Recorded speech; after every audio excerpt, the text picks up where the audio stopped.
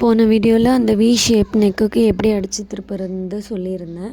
So அதோட video தான் இது, ஃபுல் வீடியோ.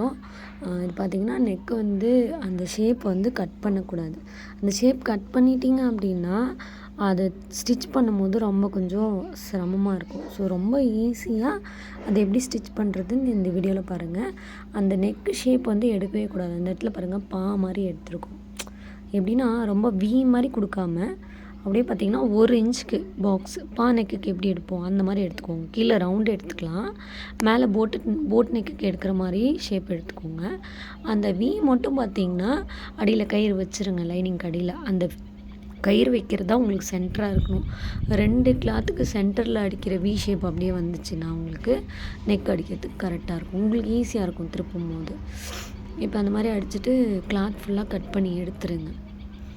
ஏன் அந்த ஷேப்பு வந்து ஃபஸ்ட்டே வெட்ட வேணான்றனா, தைக்கும் போது அந்த ஷேப் வந்து ரொம்ப மெல்லிசாக இருக்கும் போது, ஷார்ப்பாக இருக்கும் போது நம்ம ஸ்டிச் போட்டு திருப்பும் போது நம்மளால் திருப்ப முடியாது. அதனால் அதை கட் பண்ணாதீங்க. கட் பண்ணாமல் இந்த மாதிரி பா மாதிரி கட் பண்ணிவிட்டு நீங்கள் ஸ்டிச் பண்ணும் போது இந்த மாதிரி ஷேப் கொடுத்தீங்க அப்படின்னா உங்களுக்கு வந்து அது திரும்புறதும் ஈஸியாக இருக்கும். ஷேப் வந்து அப்படியே ஃபினிஷிங் பக்காவாக உட்காரும். இப்போ பாருங்கள், இது வந்து ஃபுல்லாக நேஷ் கட் பண்ணிவிட்டு தான் திருப்போங்க. எங்கெங்கே பெண்ட் இருக்கோ அங்கெல்லாம் நேஷ் கட் பண்ணிக்கோங்க. முடிஞ்ச வரைக்கும் இந்த நெக்கை வந்து அடித்து திருப்புங்க. திருப்பும் போது உங்களுக்கு வந்து ஃபினிஷிங் நல்லா வரும். மெயினாக அந்த நெக்குக்கு அப்படி அடித்தா தான். சில பேர் கேன்வாஸும் கொடுக்குறாங்க. நீங்கள் கேன்வாஸ் கொடுக்க முடியல பிக்னஸ்னால் அடியில் ஒரு கிளாத் வச்சுக்கலாம். பாருங்கள், ஷேப் பாருங்கள், அப்படியே எடுத்தோடனே கரெக்டாக அந்த வி ஷேப் வந்துடுச்சு. என்னமே பண்ணல ஜாஸ்தியாக. ரொம்ப மெலிசாக கொடுத்திங்கன்னா அது என்ன ஆகுதுன்னா திருப்பும் போது இப்படி கரெக்டாக வந்து உங்களுக்கு திரும்பி உட்காராது. உங்களுக்கு ஷார்ப்பாகவும் வந்துருச்சு, நெக்கோட ஷேப்பும் கரெக்டாக வந்துருச்சு. பாருங்கள் ஃபினிஷிங் எப்படி இருக்குது கரெக்டாக. ஸோ ஸ்டிச் பண்ணும் போது அந்த மாதிரி நெக் வரும்போது நெக்கை வந்து கட் பண்ணாதீங்க. சும்மா பா ஷேப்பில் அந்த இடத்துல அந்த எட்ஜு ஸ்டிச் பண்ணும் போது அந்த வி எடுத்துக்கோங்க. ஓகேங்களா? பாருங்கள், அப்படியே கயிறை பிடிச்சிக்கங்க.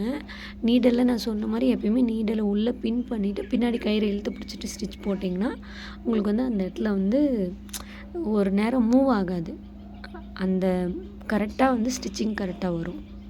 இந்த பின்னாடி வந்து கயிறை இழுத்து பிடிச்சிட்டு ஸ்டிச் போட்டிங்கன்னா உங்களுக்கு பர்ஃபெக்டாக ஸ்டிச் வரும். ஸோ அந்த மாதிரி ஸ்டிச் போடுங்க. இந்த மாதிரி வீடியோவுக்கு நம்ம பேஜை ஃபாலோ பண்ணிக்கோங்க. Thank you friends. இன்னும் நிறைய இந்த மாதிரி டிப்ஸ் இருக்குது, நிறைய வீடியோஸ் போஸ்ட் பண்ணுறேன். ஏதாவது டவுட் இருந்தால் கமெண்ட் பாக்ஸில் கமெண்ட் பண்ணுங்கள். இல்லை வேறு ஏதாவது டவுட் இருக்குது மேம், வேறு ஏதாவது வீடியோ உங்களுக்கு வேணும் அப்படின்னா கூட அதுக்குண்டான போஸ்ட் கமெண்டில் போடுங்க. நான் கண்டிப்பாக என்னால் முடிஞ்சது ஸ்டிச்சிங்கில் என்ன டவுட் இருந்தாலும் நான் அதை வந்து உங்களுக்கு சொல்லி கொடுக்குறேன். ஓகேங்களா? தேங்க்யூ. அவ்வளோதாங்க, வீணை கடிக்கிறது இவ்வளோதான்.